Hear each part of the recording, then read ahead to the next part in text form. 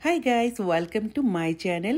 শুনছি বাংলাদেশে নাকি এখন অনেক গরম পড়েছে, আর সেই জন্য এই গরমের উপযোগী একটা রেসিপি শেয়ার করতে যাচ্ছি, সেটা হচ্ছে মিষ্টি দই।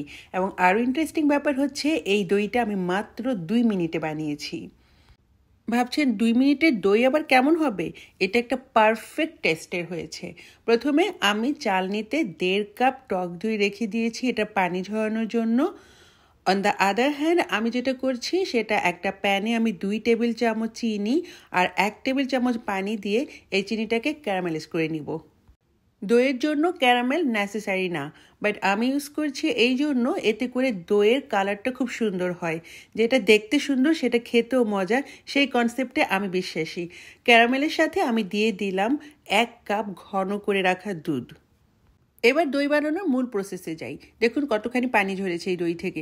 এই দইটা আমি 8 ঘন্টার জন্য রেখেছিলাম পানি ঝরানোর জন্য। এরপরে এই দইয়ের সাথে অ্যাড করছি আমি 1/2 কাপ কনডেন্স মিল্ক, আর এর সাথে অ্যাড করছি আমি ক্যারামেল মেলানো এই ঘন 1 কাপ দুধ। এরপর এই সব কিছু খুব ভালোভাবে মিশিয়ে নিতে হবে। এটা কিন্তু খুব ইম্পর্টেন্ট, খুব ভালোভাবেই কিন্তু মিশিয়ে নিতে হবে। এরপর আমি একটা মাইক্রোওয়েভ প্রুফ বাটিতে এই মিশ্রণটা ঢেলে দিচ্ছি।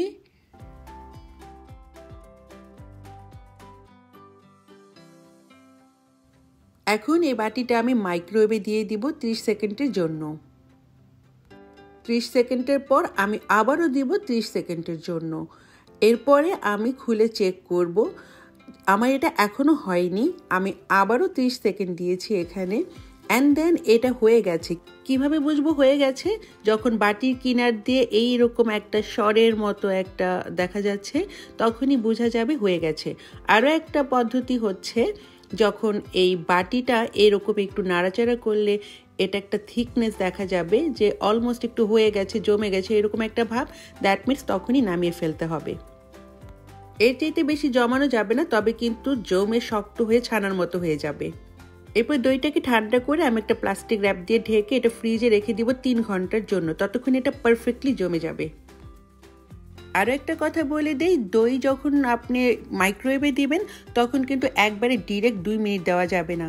30 সেকেন্ড করে দিতে হবে, এবং বারবার কিন্তু বাটি নাড়াচাড়া বা চামচ দিয়ে কিন্তু নাড়াচাড়া করা যাবে না, তবে কিন্তু দই জমবে না।